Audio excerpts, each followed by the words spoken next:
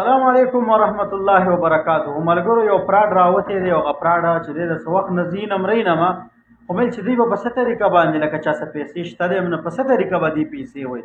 اکثر زما په نوم باندې چې دی اکاونټ جوړ شوی و هغې باندې خلکو ته به یې ویل چې یاره څه شی درولېږم، پیسې دي را سره چې دی دا درلېږم، اکاونټ دې راته راولېږه که نه جي. نو دا اصل کې دا یو ډېر خطرناک فراډ دی. دا زموږ ملګری دی چې سیف الله نوم یې دی او دی دلته کې خپل کار روزګار کوي په سعودي عرب ریاض کې. اوس راغلی و مدینې ته، نو ما ته یې ویل چې یاره دغسې یو واقعه شوې ده چې خبر شوم مل چې څه شی شوي دي، څه پوزیشن دی. چې مې وکتل نو دغه ما ته ټوله ډیټا پوره وښوله، د ده په نوم باندې د فیسبوک آی ډي جوړه شوې ده.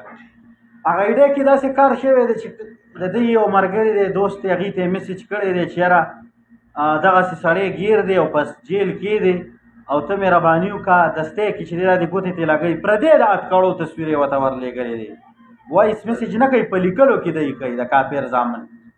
نو هغه چې دی دته اتکړو تصویر یې ورلېږلی چې یاره دغسې دا سړی ګیر دی او دته د پیسو ډېر سخت ضرورت دی. نو بس هغه کس چې دی منډې ګړې ګړې چې چاته علم مه وایه، د کال ته پتې چې یاره سعودي عرب کې پې سخته راغله، اوس که وله کور کیلو وی خو ټول به پریشانۍ کې او ټینشن کې شي. نو هغه د بلا بچین چې دی سوچ نه دی کړی 4,40,000 ما خپل هغه ټوکن وکته په دې خپلو ګناهګارو هغه نه یې والي دي بل یو کس